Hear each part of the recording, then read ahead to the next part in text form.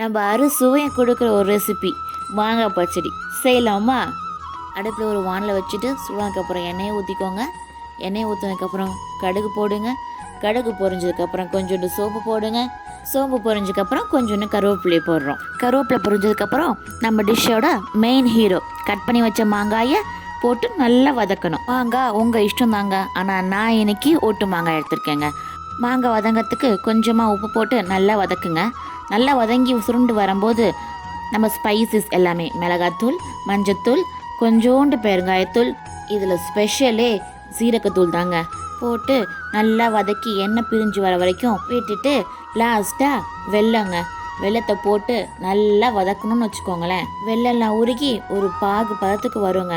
பாகு பதத்துக்கு வந்ததுக்கப்புறம் ஒரு 5 நிமிஷங்க மாங்காய் நல்லா வேக விட்டு தட்டு போட்டு மூடி எடுத்தா வேற என்னங்க, நம்ம டிஷ் ரெடி.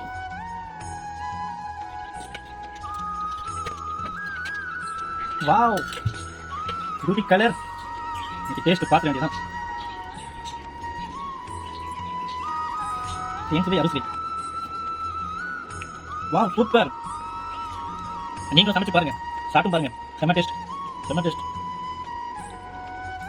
உங்களுக்கு இந்த ரெசிபி பிடிச்சிருந்தா சமைச்சு பாருங்க.